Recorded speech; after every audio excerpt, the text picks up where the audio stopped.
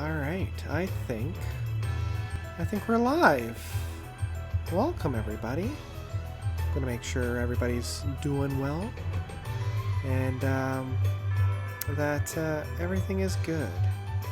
Everything is fine. Yeah, just how's everybody doing this evening? This is going to be a Q&A, so a lot of the content I think will be driven by you guys tonight. This is going to be my year end. I know we still have, what, like 8 days left in 2019, but you know what, I figured with 8 days left to go, this gives me 8 days to just chill and not have to worry too much. Now, I still have a few more videos to put out. One is pretty much ready to go. I'm going to do one last sweep of editing to make sure that everything's crisp and clear. And then I've got one that I recorded today that that I'll be putting out later on this week. So, yeah, I'm going to wait for a few more people, but good to have everybody here. Hello, one and all. It's going to be a nice kind of a Christmassy one, and for anybody that's celebrating Hanukkah today, happy Hanukkah. First night of Hanukkah, so yeah, happy Hanukkah to anybody that's celebrating. And yeah, this will be a holiday kind of jam. So yeah, if anybody has any questions, this is going to be a question and answer kind of a go around. I've got a couple questions queued up by a couple individuals from Twitter who have responded to my tweet. So this will be my usual, I guess, self-promotional thing to follow me on Twitter, Instagram, Facebook, and all those fun things. I've got a Discord. I don't know how it's doing because I haven't popped in a couple of months. Hopefully it's still civil and it's still doing well. So yeah. Oh yeah, happy Kwanzaa, happy Ramadan, happy all the good stuff. So yeah, I think what I'm going to do, just as I'm waiting for some of those questions to come in, I'm going to thank my patrons, because I find I don't thank them enough. And really, they deserve all the thanks. I only really thank them in my live stream, so I'm going to spend a couple minutes here just thanking all my patrons. And Kevin, because you were the last person that I had live streaming with your album, I think, last time. I think we looked at the latest Queensryche album. That was fun. That was a lot of fun. So thank you, Kevin, and thank you to my lifelong subscribers, those who have been with me for over a year. It's been over a year now since I've set up that Patreon. So thank you to Matthew, Aiden, Andreas, Austin, Isaac, Rick, Kevin, Ted, Bryson, Hemulin, Chris, Joggin Chum, GRV Rush 2112, and I think today, no, it was yesterday that was 2112. Or I guess 1221, but whatever. Joseph, Charles, Brian, Mark, Brian, Jeffrey, and Axel. You guys are amazing. You know, when I started the whole Patreon thing, I'd be like, nobody's going to give me money. But no, you guys have, and that really means a lot, especially lately. This past year was pretty tight. So that really, really meant the world to me. It really, really did. Like, you guys have no idea. So thank you. And 1,000 times thank you. And I'm going to drop that, but I will revisit you all at the end. I'm just going to drop that back up so you can see the moneymaker. This first little bit of this live stream, I'm going to put a pause on the Q&A, but please put in those questions. Please put in those questions, because I do want the bulk of this just to be the question and answer period. But some life updates from this guy right here. So for those of you that don't follow me too heavily on some of the other social platforms, I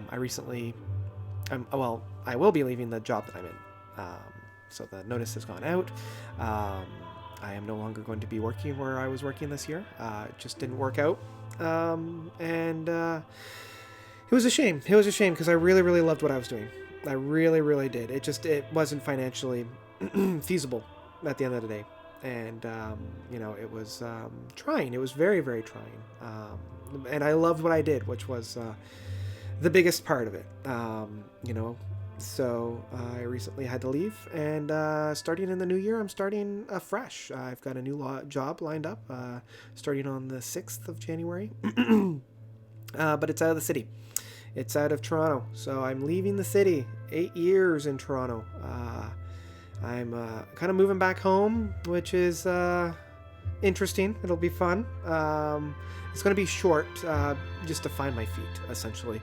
And then getting my, as I've been calling it, my forever home in the new city that I'll be working in. So I'm very excited to start a new chapter, really excited to start in the new work that I'm going to be doing. It's very exciting, but the problem being is I don't know how I'm going to maintain the YouTube channel. Now I am going to. It's just kind of figuring out the hows and the wheres and basically that stuff. So that I'm going to be figuring out throughout the holidays. So I just wanted to let you guys know for the little bit of a life update. I don't know how that's going to be looking. I'll probably spend that time also reconfiguring kind of the background, because I've been using the same background for now about 5 years. I'm going to try to keep it because I feel like it's almost my signature backdrop at this point. But I'll see. Like, this is a good opportunity for me to try something new. So January of 2020, it's going to be an interesting one, because I won't be in the same set. Like, I've been filming in my living room for the past 4 years. I'm just going to turn that down just a hair. I've been filming in the same place for, as I said, 4 years. So this will be the first little bit where I'm not doing that. So yeah. So yeah, that's the big life update. I'm pretty excited to start something fresh, terrified of change, but it's going to be good. It's going to be good. So let's get into some questions. Just throw down some of those questions. I'm really excited to get into some of these questions. And let's see here. The first question comes from Geo. What is the album of the year for me? You're going to find out later on this month. Well, I mean, you will find out later this month. You're going to find out later this week. This morning, I actually recorded my top 10 of 2019.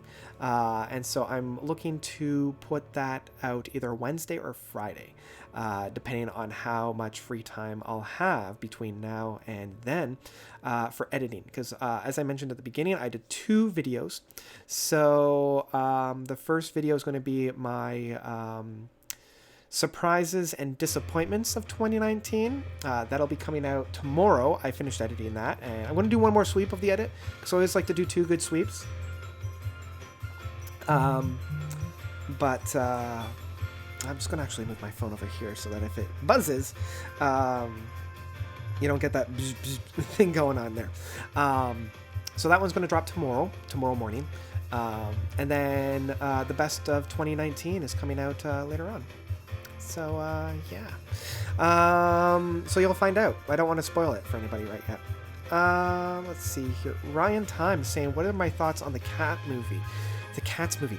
I am so excited. You have no idea, you guys. No friggin' idea. I am so stoked. I'm vibrating. I have to wait until tomorrow to see it, because I'm seeing it with my best friend. I'm so friggin' excited for this. Like, I have not been this excited for a movie in a very, very long time. I've heard it is horrific. I've heard it is disgusting. I heard it is like an abomination against creation and all that is holy, and I cannot wait to see it. Like, I'm so stoked. I am so friggin' stoked. Yeah, I can't wait. I cannot wait. Okay, I'm going to bring it down. I'm going to bring it back down, because holy jeez, I am super excited. Mr. Kringle is asking, Mr. Crinkle.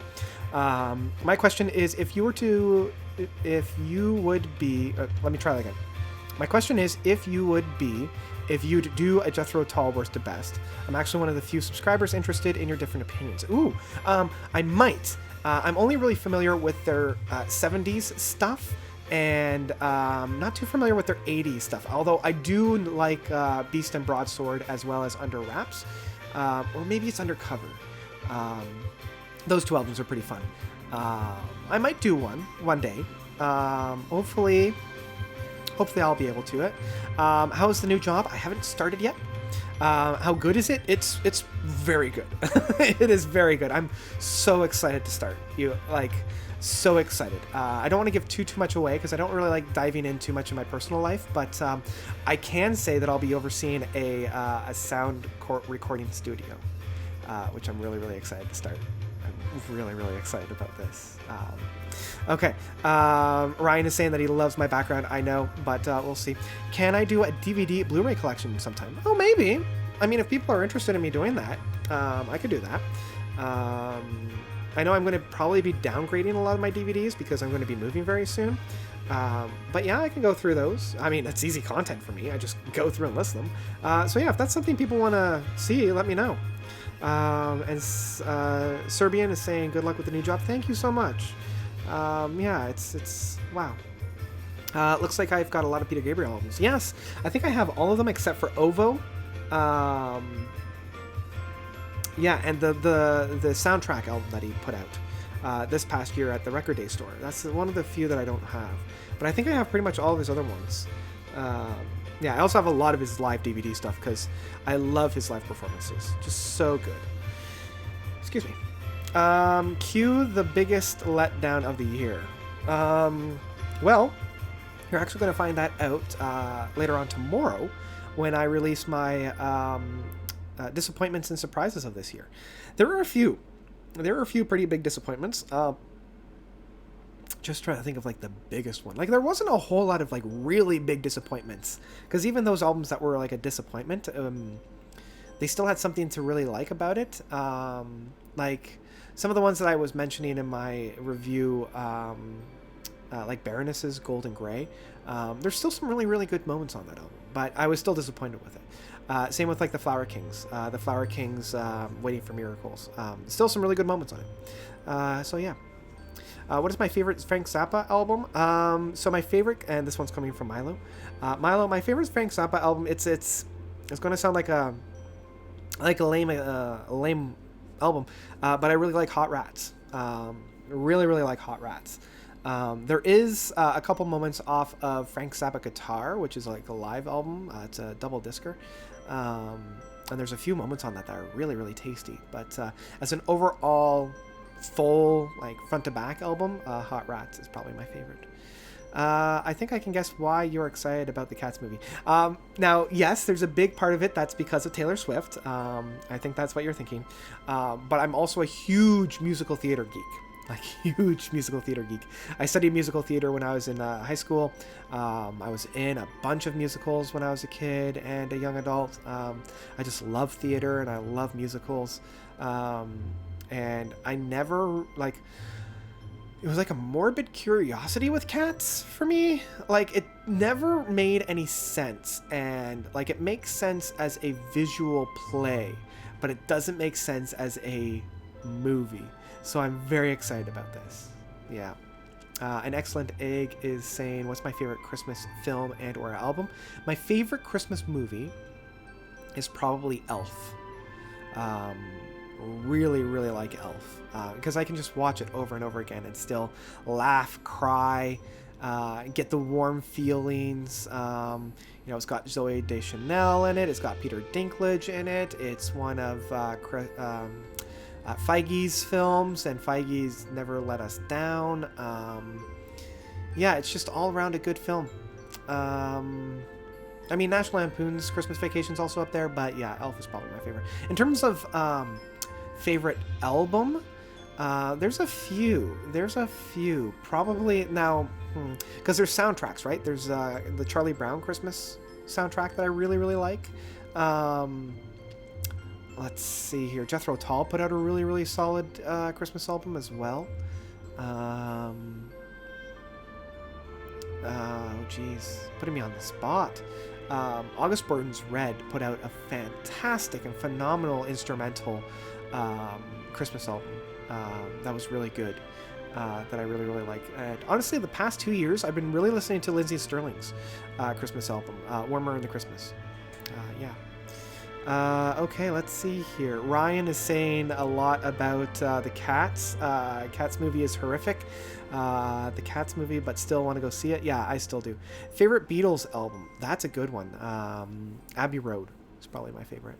I wish that they had committed and did the full second side as a grand medley where it just goes like right in and there's no real stopping.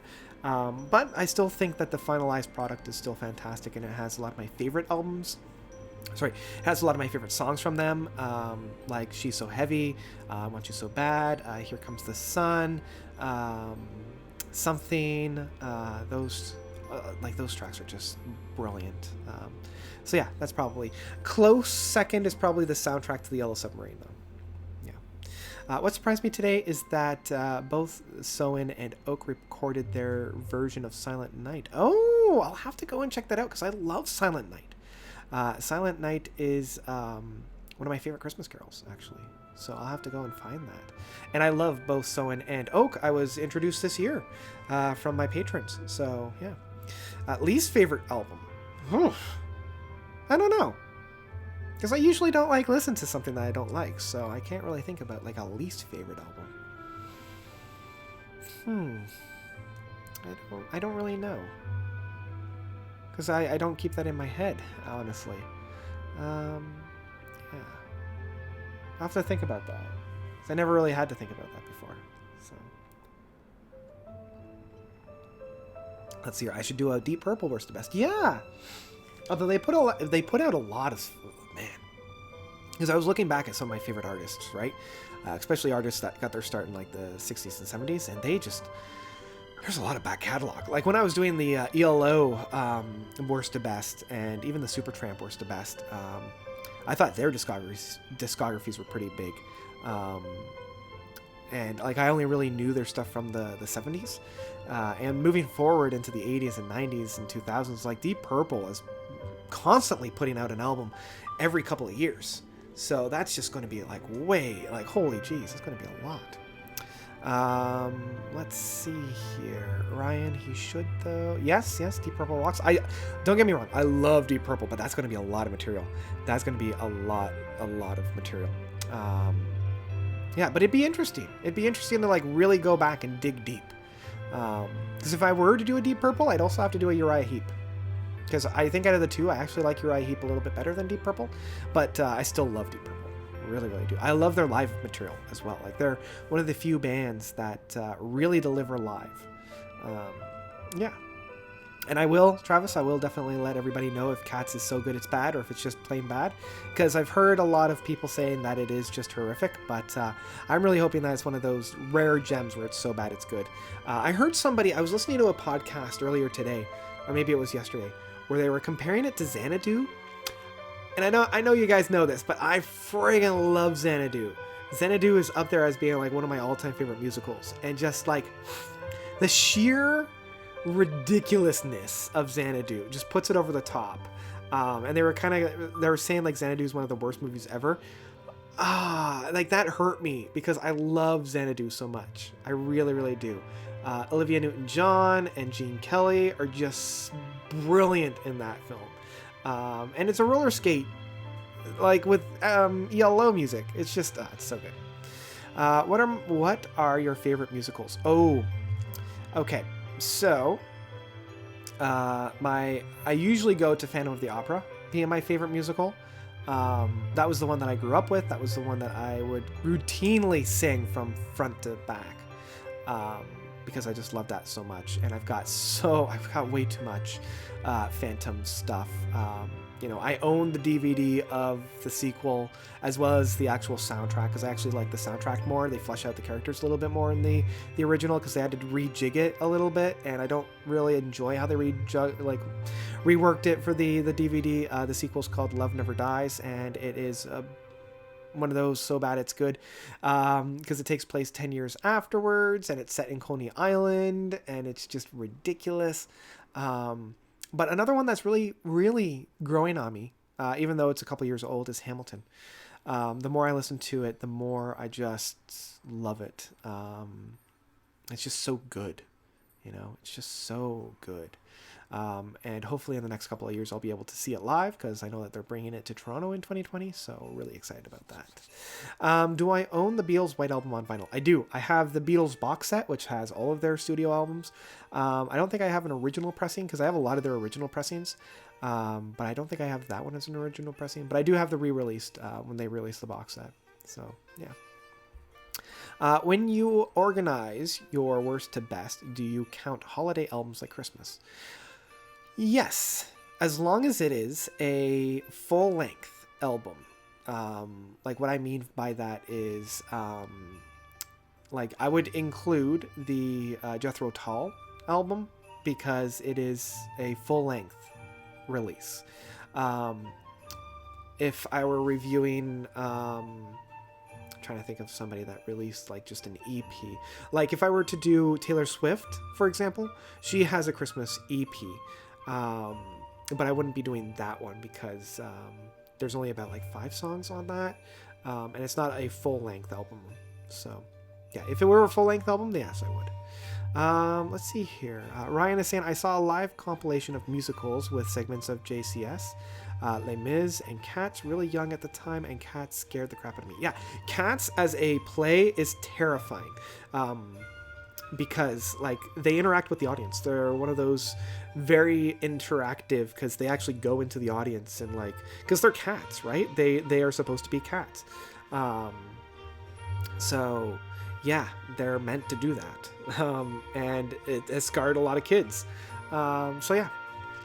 Gio is saying, did you hear the new album by Wilderun Vale of Imagination? It's a mixture between symphonic metal, folk, and some of the ghost reveries of Opeth era. I have not. So I guess I'll have to do that. Oh, I'm getting some great questions. This is amazing. Thank you, guys. Do a review of Cats. Maybe. I mean, this isn't really a channel for movie reviews, but, you know, maybe I will. Although, I mean, I might do a review of the soundtrack, because I've reviewed soundtracks before. Like, I think I did one for The Greatest Showman, and I know I did one for La La Land, because I gave La La Land a masterpiece status, because it is. So, yeah. What's the best concert I've ever been to? Serbian. That is a fantastic question. I always want to lean to when I saw the musical Box for the first time back in like 2003, because that's the concert that changed my life. That was when they were doing the Selling England by the Pound tour, and that was the first time I heard a lot of that Genesis music. Like, that was the first time I heard the musical Box, the first time I heard the cinema show. That was the first time I heard Firth the Fifth, and that literally changed my life. It really did. But there are a few other concerts that I can go to as being my favorite. When I saw Roger Waters do The Dark Side of the Moon, that blew me away. That really, really blew me away. I love that concert. But probably my favorite and the most impactful one was when I saw Haken perform for the first time in Canada.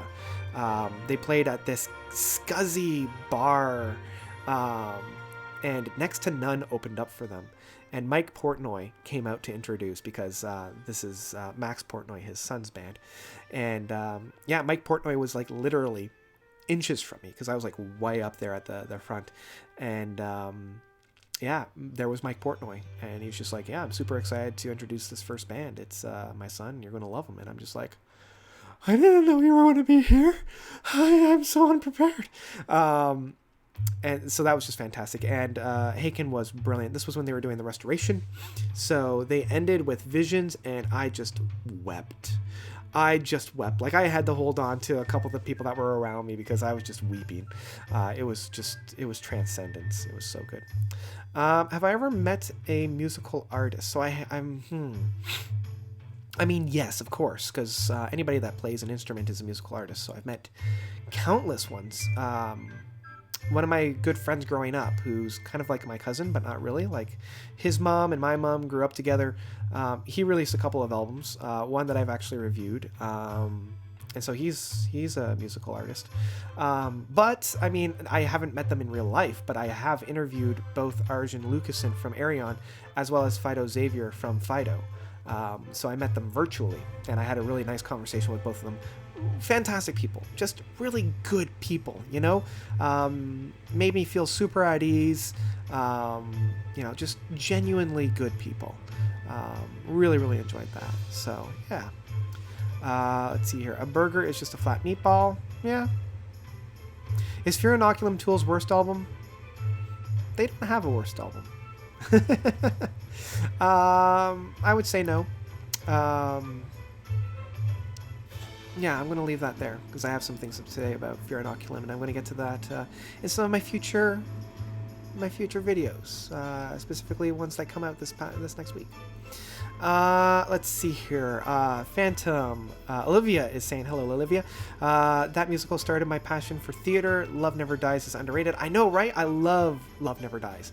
There are a few cheeseball moments, like the, and I touched you, and I felt you, and I... Like, that one was a little bit on the cheese. Yeah, Phantom songs on there are just fantastic. Romeo, I think his name is Romeo. He does a brilliant job. And I love some of where the characters go in that one. It is very underrated. Let's see here. Travis is saying that he found his sealed cassette tape of Phantom. Yeah, that's where I actually was introduced to that. Mr. Crinkle, what's my opinion of Primus? Primus sucks! I love Primus. I went to see them when they were doing their Charlie and the Chocolate Factory. Just love that. I love their iteration of that. Love how quirky they are, how fun they are. Yeah. Favorite movie adaptation of a musical? Ooh, that's a good one, because for the most part, there hasn't been a really good one. And I'm going to leave out the ones that are like the live on recording, because those ones I like a lot more. Because there hasn't really been...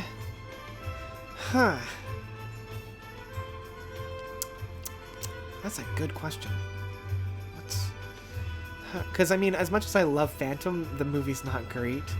I'm trying to think of, like, what would be my favorite. Even Rent wasn't all that great, and I loved Rent. Just going through my head here. Jesus Christ Superstar really wasn't a Broadway show. It was more of an album first. But that one came pretty close. Producers was really good, actually. I really like the Producers. And even though they tripped at a few points, I think that was probably the best so far that I can think of. Hairspray was good. Hairspray was also very good. It's still very relevant as well. So yeah, I mean, Sweeney Todd was fine, but Into the Woods was still kind of fun and whatnot. Les Mis had its moments. Yeah, so I'm just kind of going through my head. So yeah. Also, you should totally sing some Phantom for us. Maybe if people donate enough. I already sang you some Love Never Dies. Let's see here. Saw it during the school. Rum Tug Tugger was okay. So went into the audience with his tail and hit my teacher in the eye. Yeah, they're vicious. They're vicious. What is a weird change for a band, like from one genre to another? King Gizzard does that a lot. Like the two albums they put out this year, Infest the Rat's Nest and Fishing for Fishies, you couldn't get too further away. Like one was thrash metal and the other one was like very experimental pastel boogie, like cyber boogie. So yeah, that was probably the most genre bending that I can think of, at least, and doing it well. And doing it extremely well. Extremely well. Because a lot of bands will go from their main genre to, like, pop. And sometimes it doesn't quite work. But yeah. What is your album of the decade? I've been thinking about this. For a little bit, actually. My album of the decade, because I'm still thinking about this. My working title album of the decade would probably be one of the first albums that dropped this decade. Because it set the tone for what the decade will be, and it was emulated a lot. It was tried to be duplicated quite a bit, and that is Haken's Aquarius. I think that one would be my album of the decade. It set the tone for what progressive metal was going to be for the 2010s, and I think I'll be talking about that a little bit more in a future video. So yeah. What is the greatest album that will ever exist, already has been created, or yet to be? By Kenneth. Is the greatest album already created or have yet to be? I'm not sure, because I don't know what the future holds. I'm very excited to see what the future holds, because maybe the greatest album hasn't been written yet. So I don't think anybody can answer that question yet. Who knows? Because, I mean, there's been some fantastic works out, but I think as music evolves, we might get some really, really interesting music. Because, I mean, in one respects, I do think that Beethoven's Sixth Symphony might be one of the greatest things ever written. But that was also a very different time. So, yeah, I guess we'll just have to wait and see. Do I like Stephen King? If so, what is your favorite book by him? I do like Stephen King. What would be my favorite book from him? Let's see here. I really like The Stand, even though I felt like it was a little bit long, but it was still very plot driven and I never felt bored. Really liked Carrie. I felt like that was a very interesting character piece. Yeah. The Shining was good. The Shining was really good. Salem's Lot was really spooky, scary. That was really fun. I cried endlessly for The Green Mile and Shawshank Redemption. Yeah, he does have his tropes, though. You know, he does have his tropes. I think I was the most entertained by reading The Stand, so I'm going to go with The Stand. Yeah. What is my opinion on the Sex Pistols? Don't really have an opinion. I haven't really watched or listened to them, so yeah. Do I like Marilyn Manson? I do. My dad and I might be seeing Marilyn Manson open up for Ozzy Osbourne in a couple of months. Pretty excited about that. I've already seen them open up for... I saw Marilyn Manson open up for Slipknot a couple of years ago. That was a lot of fun. Really, really liked Marilyn Manson. Very smart. Very, very smart individual. Yeah, I always really liked Marilyn Manson. Have I seen the new Star Wars film? I have, yes. Yeah, I have. The 1973 Jesus Christ Superstar is pretty good. Yeah, it is definitely a rock opera because that's how it was released. Like, it wasn't really a stage show first. It was an album first from Tim Rice and Andrew Lloyd Webber. And it has Ian Gillan from Deep Purple as Jesus. And that's just brilliant. They haven't really been able to recapture that same essence. And they have, in subsequent years, put it to the stage and put it to the movie. And I do enjoy the movie as well. Yeah. What is the song that gives you nightmares? Mine is Revolution 9. There were a few. I do remember listening to Sweeney Todd for the first time when I was trying to fall asleep. And there's a moment where they hit the high note on a recorder and I flipped out. I just completely flipped out because I didn't see it coming and I literally threw my headphones across the room. That one freaked me out. Another song was, let's see here. There's a few. Scott Walker has some that give me nightmares, but in the best possible way. There's one from, shoot, what was it? Anyway, really, really good stuff though. Are you going to see the Heights movie?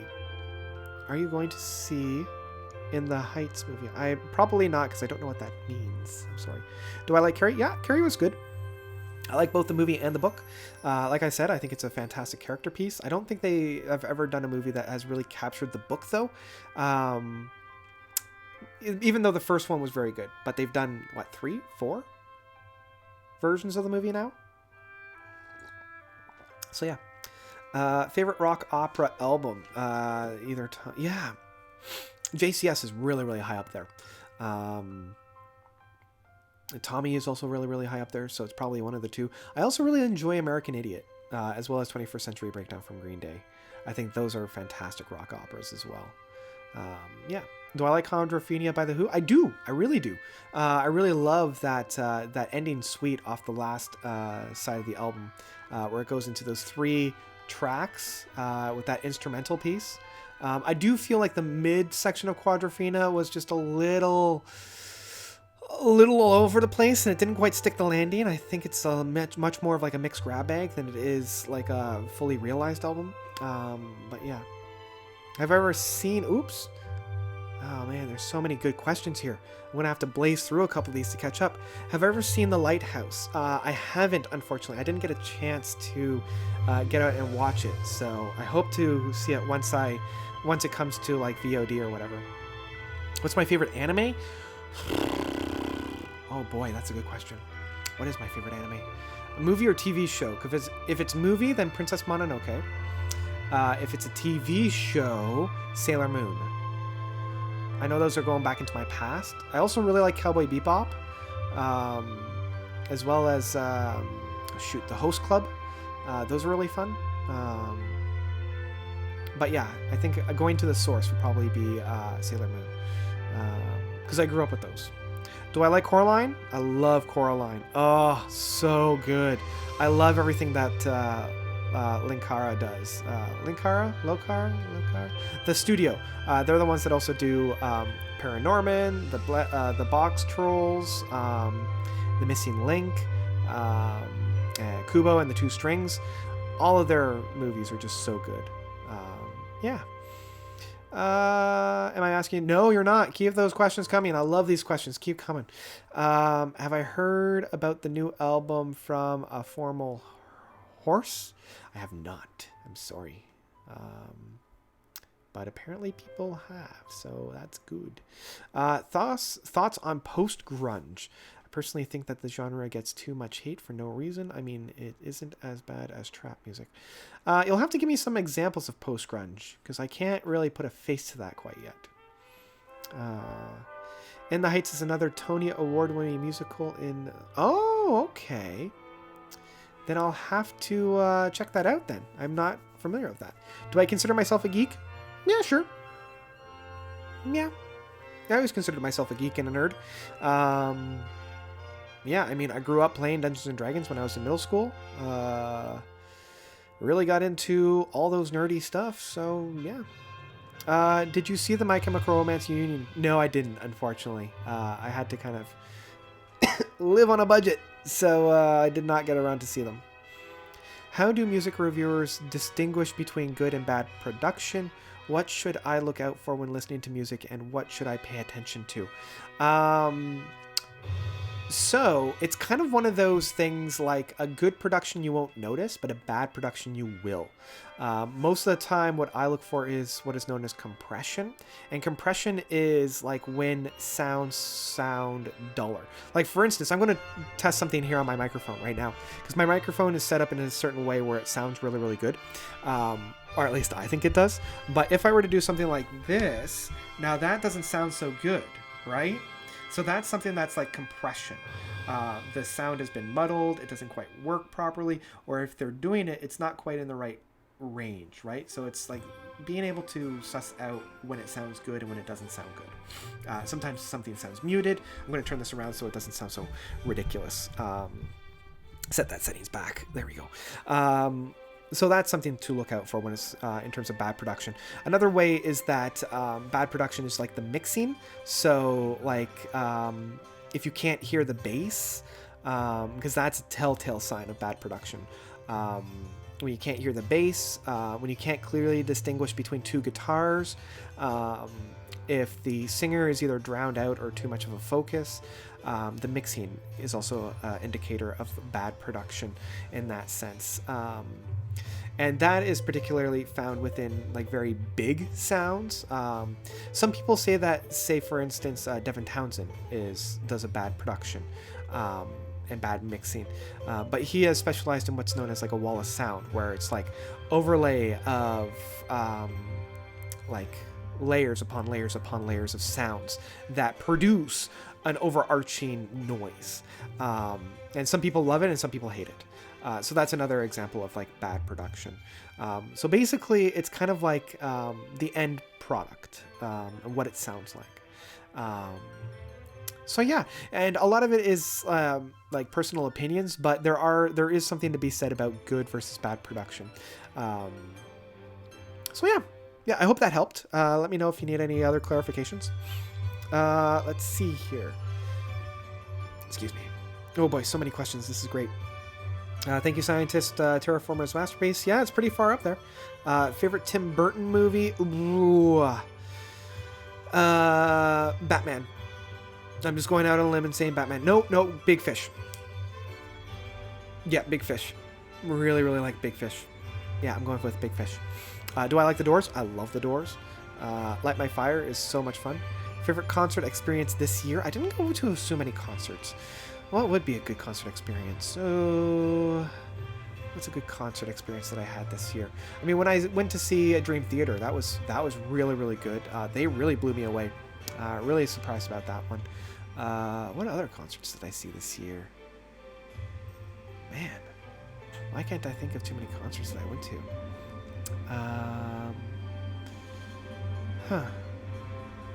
I'll have to get back to that one. Nothing's coming to mind. Let's see here. Do I like Robin Towers? Who's Robin Towers? I should know that. Let me see here. Give me 1 second. Let me see who that is. I'm almost ashamed that I don't know Robin. Not. What is that? Trower. Guitarist. Wow, is he from Camel or something? Oh, Procol Harum. Yeah, he's good. He's good.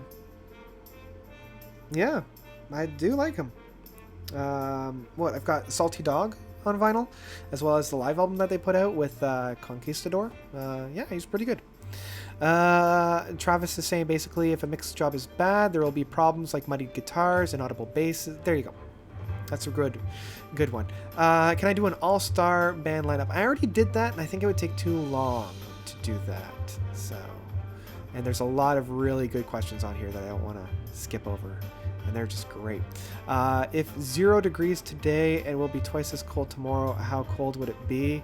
I don't know. You're asking me to do math, man. Why are you doing this to me? Let's keep the questions to music. Let's see here. What do you think of Children of Bodom? Not familiar with it. Metallica did Saint. Okay, let's keep the questions actually questions instead of statements. Favorite movie? Ooh, for the longest time I kept saying Scott Pilgrim versus the World or Eternal Sunshine of the Spotless Mind. But as I'm getting older, I'm finding that they're not holding up quite as much. Like Eternal Sunshine is still really good. Honestly, the more experience I'm getting, the more I'm loving like WALL-E. You know, like I can't get over just how good WALL-E was. So I think that one's starting to become my favorite all over again. Favorite My Chemical Romance song? Oh, there's one off in the Black Parade that I really love. Which one is it? I'm gonna have to actually look this up. Give me 1 second. My Chemical Romance. Not myself. Stop it. Stop it. No, go back. Why are you doing this? No. Ah! No! Go back to... Jeezers. Why you gotta do that? Let's see here. Let's try that again. My Chemical Romance. There we go.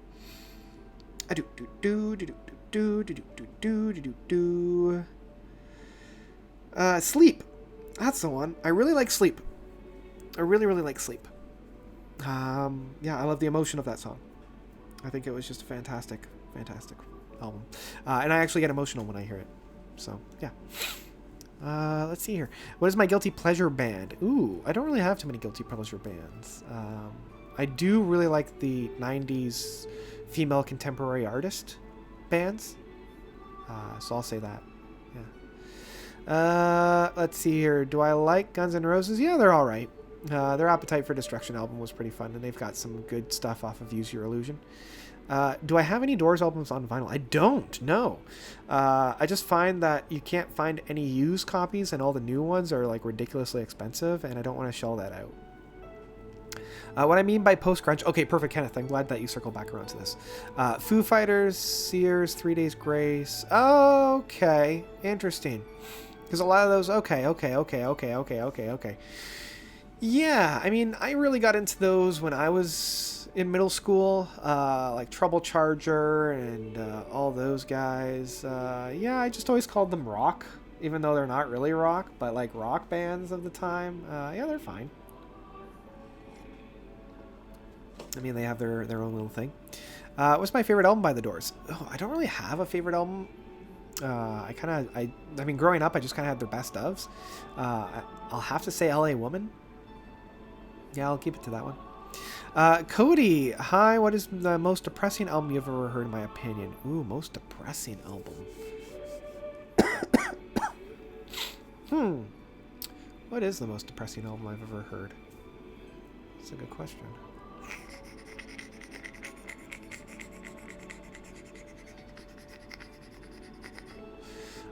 You know what? This is going to be like right out in left field, and people are going to be scratching their heads, but I'll give a reason for it. Head Full of Dreams by Coldplay is the most depressing album I've ever heard. And let me tell you why.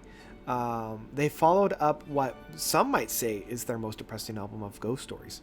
But Ghost Stories was a grieving album. It was an album that you can tell that whatever his face is, Colin, or that lead guy, I should probably actually say it so that people, Coldplay. What's his face? Chris Martin, that's the guy. You could tell that Chris Martin was grieving during that process, and that he was using this as a cathartic healing process. And I really connected with that because there was a very, very human aspect to that. And then the next album that they released very quickly after Ghost Stories was The Head Full of Dreams, and it was just like overly happy, overly like everything is fine, everything is grand. And it really, for me, that was the most depressing because it was so thinly veiled that this was Chris trying to prove to the world that he was fine. And it's very much like, you know, have you ever been in like a friendship and one of your friends got over, like, was dumped by somebody, and you know, they go through the grieving process, and an amount of time has passed, and then they immediately try to make it sound like everything is great after they've seen that the other significant other has moved on. And they're like, no, I'm fine. I am so good. Life is great. I love where I am. But you can tell still deep inside that they are hurting so badly. And you don't want to like comfort them at that point because they'll just deny it and be like, no, I'm fine. You don't know what I'm fine. Yeah, A Head Full of Dreams is the personification of that, and it is so sad to see. Like, I am so, when I listened to that, I wanted to give Chris the biggest hug and be like, buddy, it is okay, it's gonna be okay, you know? Like, it was just so hard to listen to. And so that for me is the most depressing album ever. What's your opinion on Iron Maiden? They're fine. Not a big fan. Yeah, they're fine. Let's see here. Concert experience. Got to see Opeth. Ooh, you got to see Opeth. Good job. Swallow Rust and Periphery. Periphery would have been great. I had a chance to see them. Unfortunately, I missed them, but that would have been a really good one. Wally is one of the... Yeah, it's a fantastic... let's see here. What's my opinion on ELO's rendition of In the Hall of the Mountain King? It's fine. It's fine. Not my favorite, but it's still fine. Alonzo, am I married? No, but I am in a very, very happy committed relationship.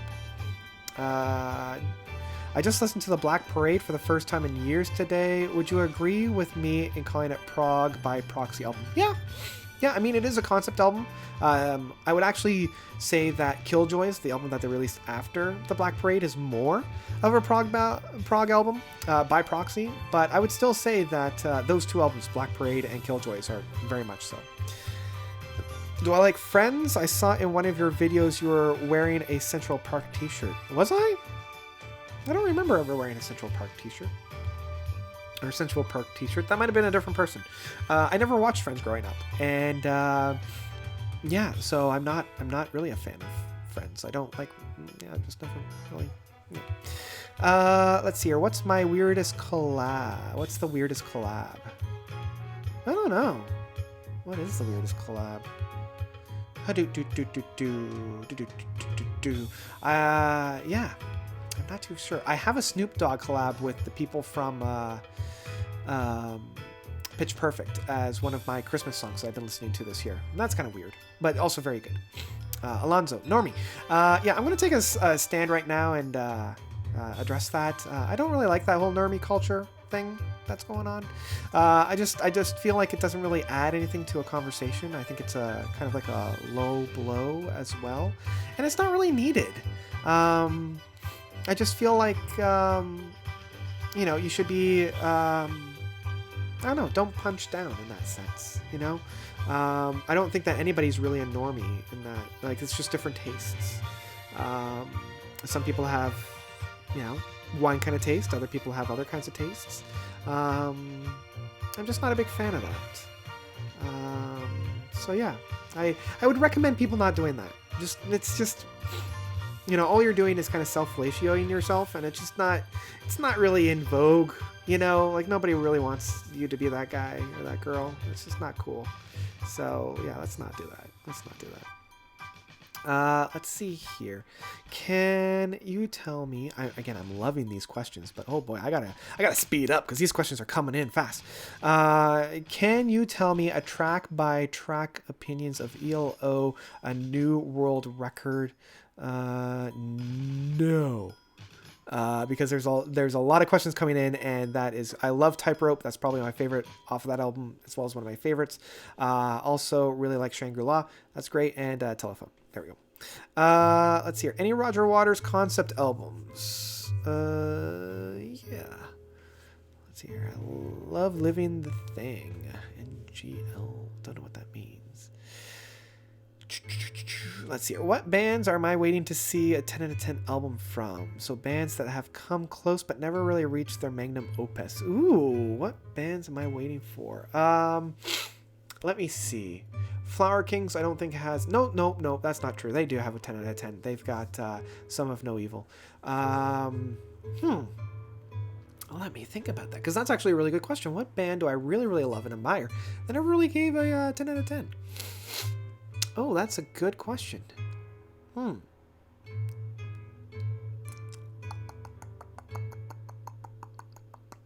through my head. Let me come back to that one. I want to come back to that one. What song is a meme that you don't think deserves to be a meme? I don't know.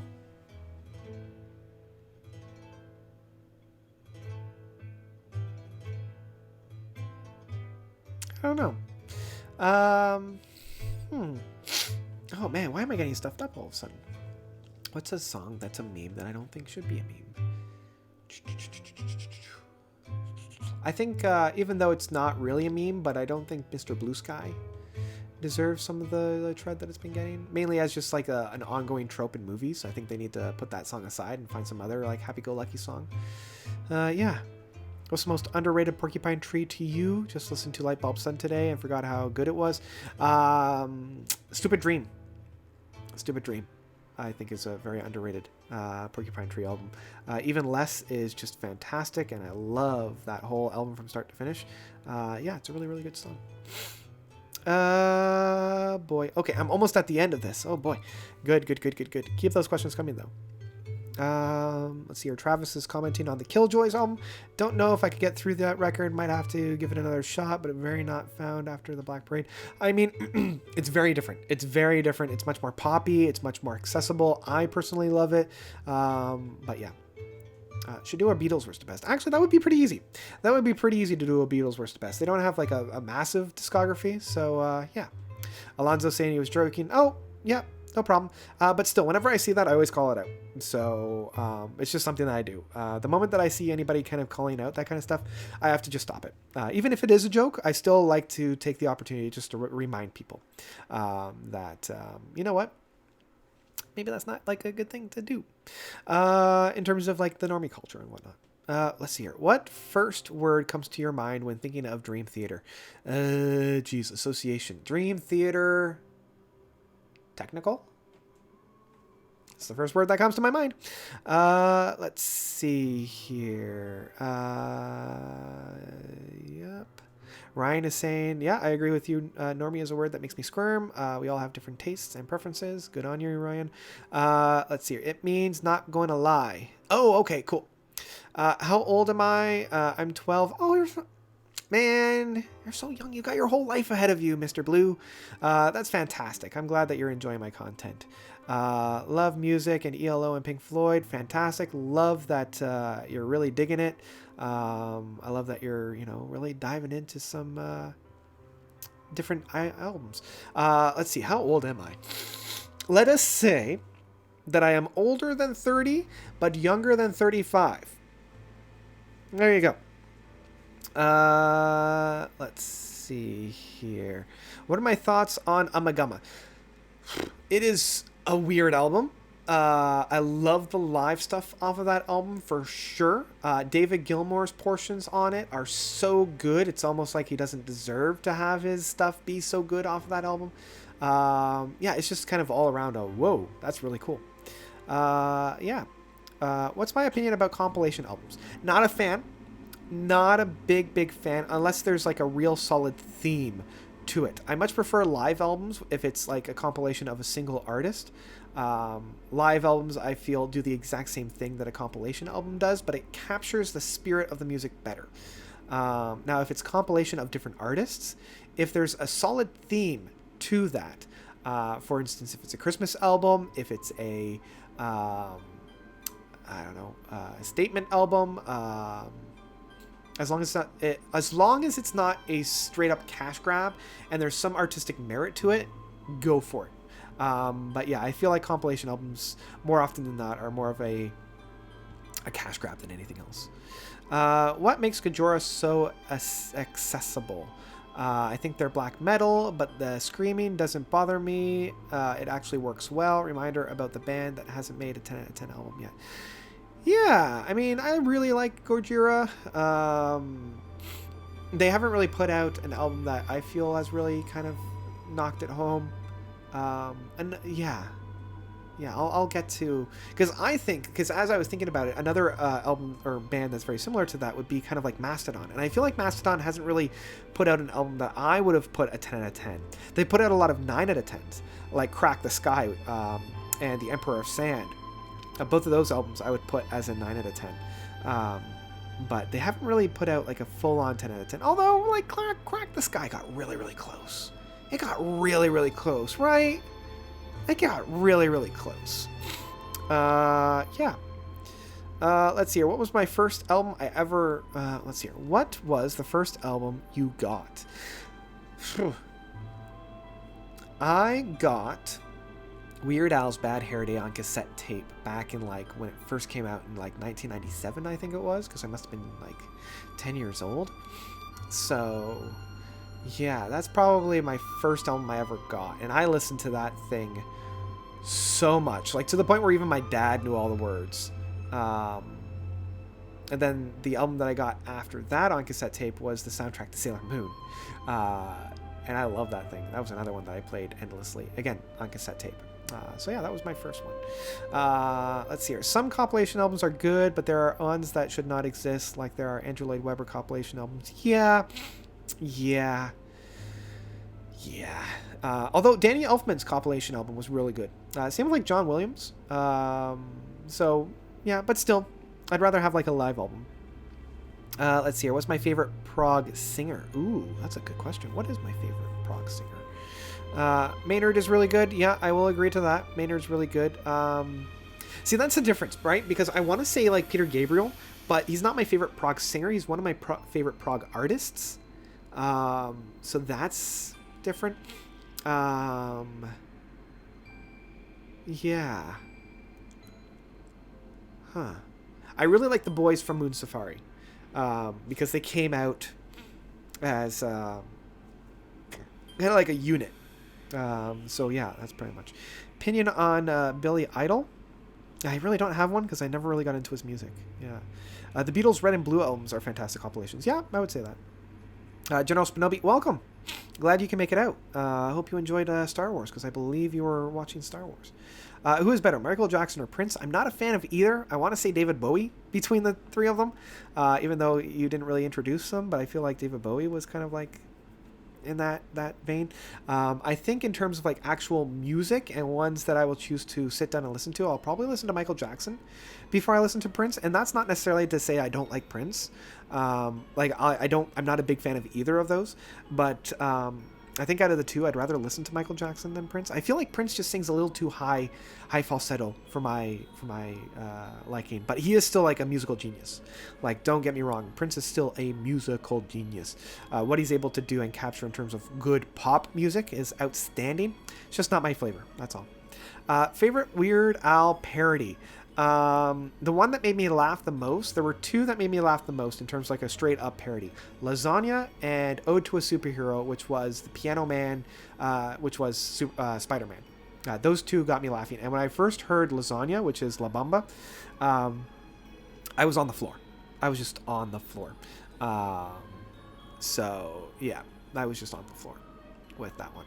But oddly enough, my favorite Weird Al song is probably Everything You Know Is Wrong. Really like that one. And Albuquerque. How can you not like Albuquerque? Kenneth is saying that the perfect albums don't exist. 10 out of 10s aren't even perfect. It just moved up. Only perfect songs exist. Also, can an EP be a 10 out of 10? EPs can totally be a 10 out of 10. Yeah, and I don't agree with that. I would say that perfect albums do exist, because there are certain albums that are perfect in their imperfections, but like for example, let me see here. What can I draw for a good example of that? Like, Yes is Close to the Edge is a perfect album, in that no point on that album is flawed. Even in some of the areas that aren't... no, because even those points in the album that aren't complete are still what I would define as perfect. Even like Jethro Tull's Thick as a Brick is still a perfect album. Even with some of the... I wouldn't say missteps, but like miscalculations, they still landed very, very well. Yeah. There are certain albums that I would still qualify as being perfect. But I do appreciate your point. Favorite Michael Jackson album? I don't have a full favorite Michael Jackson album because I've never actually sit down and listened to a Michael Jackson album from start to finish, so can't really comment on that one. The only compilation that makes sense is that of Lost Dogs of Pearl Jam. It's a compilation of more than 2 hours with songs that never came out in a long play. Interesting. Okay. Yeah, I'm not familiar with that, but okay. Let's see. Love all three: David Bowie, Prince, and Michael Jackson. Gotta go. Going to pass out. All right, Mr. Crinkle. Thanks for coming in. Love the questions you were having. Keep them coming. Got back from Star Wars. Don't know what you're doing. So just guess we're all good. Yeah, I'm just doing a Q&A because didn't want to try to rejig everything, and I thought I was going to have a lot more time during the holiday break, but that's not the case. So I'm doing just a Q&A to kind of wrap up the year. The band I felt has never made a 10 out of 10 is Leprous. I was disappointed with their new album. Yeah, I would say that's true. Like even Bilateral and The Congregation, my two favorite albums of theirs, aren't perfect. So I feel like they're rooting for a 10 out of 10. I would go for that one. I would go for that one for sure. Discovered ELO since last year in October. With first was Face the Music. Then El Dorado, and then this January I discovered some Out of the Blue and New World Organ. Cool. Wait, this January? Oh, like last January? Because like this January is going to happen in a couple weeks. Yeah. No, I love ELO. My favorite album from them is El Dorado. I did a full like worst to best. So, yeah. Does America make the best music? I don't know. I think the world makes the best music. Yeah. Am I a fan of Arion? I am. I was actually considering doing a worst to best of Arion. I actually have my list of like the album rankings of that. So if I ever get a pinch and I have to put out a worst to best, like I need to, I might just fall back on that one. But yeah, a huge fan of Arion. I actually got the privilege of interviewing Arjun Lucasen once. Standout guy, just an all-around good guy, just a genuinely good guy. So yeah, what are my plans for your streams going into 2020? That is still kind of up in the air because as I mentioned at the beginning, I did lots of life changes. Got a new job, going to move out of Toronto, and not quite sure what the future is going to hold. So once I get a better handle on what life is going to look like for me in 2020, I'll be able to get more of an idea of what those live streams are going to look like. So yeah, that's going to be fun. Thoughts on Neurosis? Are they worth getting into? I don't know. I haven't heard of Neurosis. So your guess is as good as mine. Why do you think we like to listen to sad music? Stephen Wilson put it the best in that you get a sense of camaraderie and you see yourself in the music. He was saying that when he was saying like happy music makes him feel so depressed and sad music makes him feel much more like a kindred spirit. And I think that's true. Like the last thing you want to hear when you are depressed is, oh, come on, just cheer up. Life is great. Sometimes you really want to hear life sucks, man. And yeah, we just got to live with it. So that's kind of why I think we like to listen to sad music, because we see ourselves in it. We see that there's this recognition in it. It validates what we're feeling as well. And we don't feel as alone. And I think that has something to do with it. Let's see here. The world does make the best music, right? It does. What makes On the Third Day so high in your opinion? Because that's one of the albums by ELO now of all. I'm a die-hard ELO fan, but so good. Yeah, what I loved on the Third Day was their embracing a more complex and longer stretches of music. That's what I really, really liked from On the Third Day. It was darker without being like obnoxious about it. And I just love the dynamic of the music. Really, really fun. Favorite Steven Spielberg movie? Jurassic Park. Yeah, Jurassic Park. Still holds up. Like, I watch it at least once a year, and it still holds up. Let's see here. Where am I moving? That's outside of Toronto. Well, I don't want to give too many specifics because I don't want to dive too much. But essentially, I'm moving back to where I grew up for a little bit, and then moving a little bit further north. So yeah. Since we move into a new decade soon, what do you think about the future direction of music as a whole? I'm really excited. I'm really, really excited to see where we're going to go, because I feel like hopefully we will continue to move forward in music, and I feel like we're going to open the doors for a whole nother set of voices that I'm really excited for. And I really like this trend that we're currently on by experimenting, by really pushing the boundaries and seeing what will work and what doesn't. Like, it's almost like I hope we're going to enter into like this next renaissance of just experimenting and seeing what works. And we're going to get some duds for sure, but I hope that we're going to get some really, really good gold out of it. Coke or Pepsi? I'm much more of a, like a root beer guy. I never really liked like cola. It just wasn't for me. I'm actually, out of all of them, I'm much more of a ginger ale kind of guy myself. Olivia's asking if we're ever going to get a Devin Townsend worst to best. Probably. But he's so prolific on, excuse me. We're so prolific on his works that I feel like trying to do a worst to best at this point wouldn't do justice, because I feel like his best work is still ahead of him. So that's why I want to hold off on that. Yeah.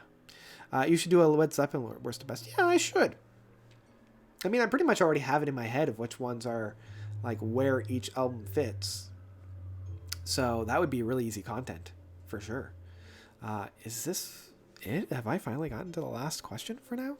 Let's see here. On an interesting comment I read that I thought was interesting was Maynard never committed suicide like the artist of his time did.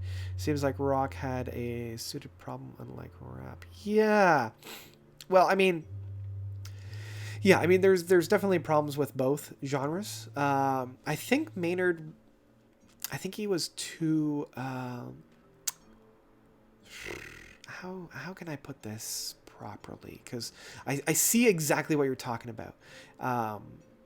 And he did kind of navigate that.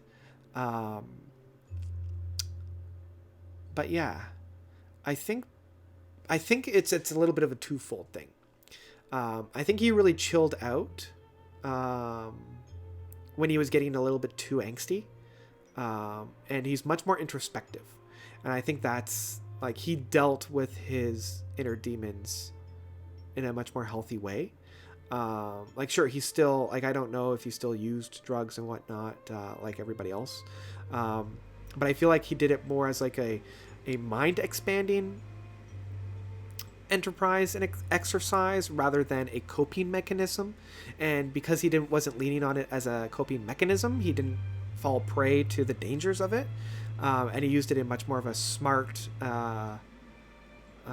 recreational sense, which allowed him to not fall into the traps of abuse, and I feel like because of that he was able to really discover himself and grow in a very healthy way, if that makes any sense. I hope that makes sense. Soundtracks when they are better. when we listen to them while we watch movies or video games, or when we listen to it separately. I think I know what question you're kind of asking there. Like, are soundtracks better when you listen to them on their own? There are a few soundtracks that I actually like better than like the movies. Same with video games. So yeah, it can happen. Let's see, your favorite musical biopic. Ooh, I really liked Rocket Man. Like, I really liked what they did with Elton John's stuff, and I love how they presented it as well. So that one might be my favorite. Yeah. What genre of music do you tend to find the most boring, has little effect on you? It's not necessarily boring. It's just I don't connect with it because I'm not a part of the scene. I'm not the demographic for it. And that would be like country and western and rap and, like gangster rap or trap rap or mumble rap, because I'm not the demographic. Like, my life circumstances haven't led me to a place where I would appreciate the messages, the metaphors, the symbols. I just don't. I'm not starting at a place where I can even understand what they're talking about. So yeah, that's probably the closest one. Do I have Disney Plus? No, I just don't have the time for it. And I also just don't have the extra cash at the moment for it. So yeah. What do I think is better, Fuel Inoculums or Opus Incautum Venenum? Love both, but I have to give it to Tool. Yeah, they're both really hard. And you're actually going to find out later on this week when I do my my videos that I'm going to be releasing. Okay, Jeff Lynne was okay. Yep. Was eulogy about Kurt Cobain. Did Maynard ever meet him, or was there a Tool? I'm not sure. I don't quite know that. Favorite Elton John song? Funeral for a Friend. Yeah, that song still makes me weep. That or Goodbye Yellow Brick Road. Yeah. Star Wars Phantom Menace was the pinnacle of the soundtrack. Is better. Yeah, I would agree to that, because the Duels of the Fate was brilliant, just brilliant, and I think that really made the scene as well, like that.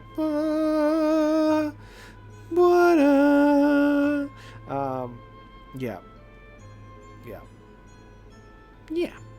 Wonder if Tool or Nirvana were ever jealous of each other. I don't think so. I think with those two bands, I don't think either of those two bands held an ego to ever be jealous. I think they would both be so proud of each other for what they were able to accomplish. You know? Like, I could see both Kurt Cobain and Maynard just like hard-eyeing each other as they saw the success that both bands were getting. You know? So I don't think that they were ever jealous of one another. I think they were both like so proud of what they were doing. You know? That's what I think. Billy Joel or Elton John? Ooh, that's a good one. Like, I love both. Yeah, that's a hard one. Like, they're so close. Ugh. Why you gotta do that to me? Whew, I can't pick. They're too close. You know, like, Elton John is brilliant, magnificent, beautiful, and all the good stuff. And Billy Joel is just, I weep. I still weep. So yeah, I can't. How many records do I own? Way too many. I can't even bother to count. It's probably in like almost 1,000. Like, it's almost embarrassing. Nirvana or Pearl Jam? Nirvana. I never really got into Pearl Jam all that much. So yeah. Is Die Hard a Christmas movie? Somebody was asking me about this today. I don't know. Like, for the longest time, I kept saying, yes, of course it's the Christmas movie. How can it not? But I can also understand why it would be a movie that's just set at Christmas. And it doesn't really uphold any of the Christmas values. So I can see both sides of the spectrum. I still watch it at Christmas, you know, so in that case, it is a Christmas movie because it's a kind of a movie that I watch almost exclusively at Christmas. But there are also other movies that I would consider a Christmas movie in that same vein. Like the latest Shazam movie, like the movie Shazam that came out last year. I feel that's much more of a Christmas movie because it deals with some of the concepts of Christmas, you know, family and giving and thinking of others before yourself and, You know, what does it mean to give, and specifically to your loved ones? I feel like that is such a grounded Christmas movie. But I also love like Catch Me If You Can, which also takes place at Christmas. And what's another one that I really like that's like a Christmas movie, but isn't necessarily a Christmas movie? Batman Returns is actually a Christmas movie because a lot of it takes place during Christmas, and it's you know, full of snow and whatnot. So yeah. Let's see here. Which record do you play the most? Ooh, that's a good question. I don't know. I really don't know. Tree of the Till is probably one that I've listened to a lot. Again, another perfect album. Yeah, I probably Trick of the Tail. I wouldn't be surprised if Trick of the Tail was my most listened to album. Let's see here. What is the song of the decade? Ooh, that's a good question. What would be the song of the decade?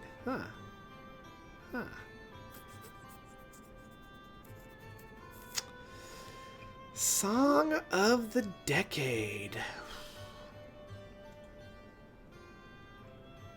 I don't know. I'm gonna think about that. In terms of concept album, if you were able to write an album in any music genre you want, what would your album be about? I don't know. I never really thought about it. I'd want it to... I'd probably want it to be some kind of a story of some kind. You know, I'd want it to be a narrative concept album. Not necessarily a rock album. Sorry, not a rock album. Not a rock opera. But I'd want it to be more of a narrative story. And I'd want it to have a really solid conclusion as well. Yeah. I see the Die Hard. Yep, it's back there because I know people keep saying it's a Christmas, and I got it for Christmas one year from my dad, so yeah. What is the best Christmas movie? Any fave? My favorite is Nightmare Before Christmas. I already mentioned that I really, really like Elf. And now that I'm thinking about it, I also really like, I mean, most of the ones that I have behind me. What do I got here? Arthur Christmas, fantastic. Nightmare Before, or not Nightmare. Muppets Christmas Carol, first movie I ever saw in theaters. Scrooged, I also really, really love. I watch that every year. Jim Carrey's The Grinch. Elf, Wonderful Life. Love Actually, it hasn't aged well, but it's still really fun. I used to have National Lampoon as well, but yeah. Do I collect Funko Pops? Not really. Like, I have a bunch. Like, I've got, what? Audrey from Twin Peaks. I've got Black Widow up above. I don't know if you can see, but I've got... no, they're not Funko. There's some other ones. Like, I've got Batgirl there. In my bedroom, I've got Bob Ross. I've got Weird Al. And I've got Ian McDonald, played by Jeff Goldblum. Dr. Ian McDonald. I think McDonald. I could be wrong. And then I've got the Clone Club from Orphan Black. So I've got the clones there. I think those are my Funko Pops. Yeah. Excuse me. Reader 2 by Steven Wilson is what comes to mind when I think of the song of the decade. Yeah, that's a good one. Who is the most epic album ever? Mine is Nightfall in the Middle of Earth by Blind Guardian. You know what? Probably The Human Equation, if I'm thinking of epic. In terms of scope, in terms of narrative storytelling, in terms of like just grandiose, balls to the wall, let's make the most epic album ever. Yeah, The Human Equation from Marion is probably the most epic, in my mind, at least. Let's see here. Have I ever seen the original Alistar Sim Christmas Carol from 1950 something or other? Yeah, I haven't seen that one, actually. Yeah. What is the worst movie I have ever seen? Ooh. There's a few that come to mind. I know one of the weirdest ones. I can't remember the name, but it was like Dakota Fanning had narrated this like half documentary about this guy who just like created this whole world, like this children's story of these like little girls who like went on these epic adventures, but like he drew half of them and they all had like male biological parts. And it was just so weird. And not weird in a good way, weird in like almost a disturbing way of like, what the hell am I watching? Because it didn't really make any sense. It was just like this guy who, in some ways, some might say he's straight up insane man, that was just isolated from the world, probably suffering from like schizophrenia or something like that. I just done these weird epic stories. Yeah, I thought that was really weird. Yeah, I did not like that at all. Let's see here. Kenneth is saying for Song of the Decade. How about is it Alicia's by Sun Kill Moon? I'm not familiar with that one. Yeah. When you get a chance, watch it. It's the best Christmas movie. Yeah, that's what a lot of people are saying. That's what a lot of people are saying. Yeah. Yeah. Wow, I think I finally caught up to all of the questions. So, I think I'm going to actually call it an evening at that point. I want to thank everybody for coming out and enjoying this hour and 20 minutes with me. I had a blast. I loved answering the questions. But yeah, I'm starting to fall asleep and I still have to pack because I'm heading out to the fam jam for Christmas. So, and I'm leaving early in the morning, so I want to make sure that I get most of the packing done tonight. I also want to do one more quick sweep of the video that I'm putting out tomorrow. I'm really excited that you guys get that. And I'm going to thank my patrons. I'm going to thank all my patrons for everything that they do. So, Kevin, again, as I mentioned at the beginning, you're the lucky one that gets the big one here, because you were the one that happened to be the individual that I live streamed last to. So yeah. As well, thank you to Matthew, Aiden, Andreas, Austin, Isaac, and Spinobi, who joined in later on this evening. Kevin, Ted, Bryson, Hemulin, Chris, Jogginchum, GRV, Rush 2112, Joseph, Charles, Brian, Mark, Brian, Jeffrey, and Axel.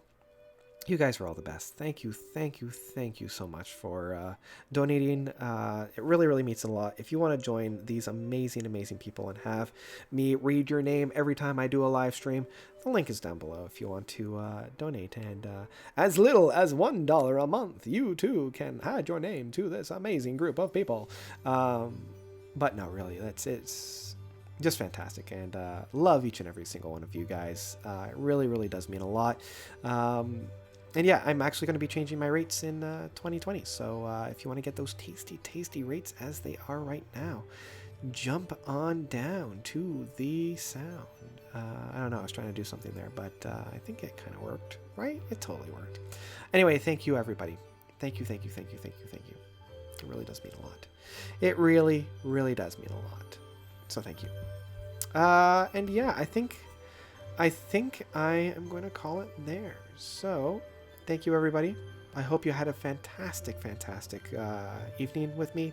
I had an amazing time with you, and I'm going to go and sleep. Well, no, I'm going to go pack. Well, first I'm going to finish editing, then I'm going to pack, then I'm going to sleep. And yeah, I will probably see you guys all in 2020. We'll find out what my first live stream is going to be. I think I'll do another Q&A, and then get into the Patreon albums. And yeah, it'll be a good time. I'm really looking forward to it. So thanks everybody for coming out, and I will see you all in 2020. So until next time, notes out.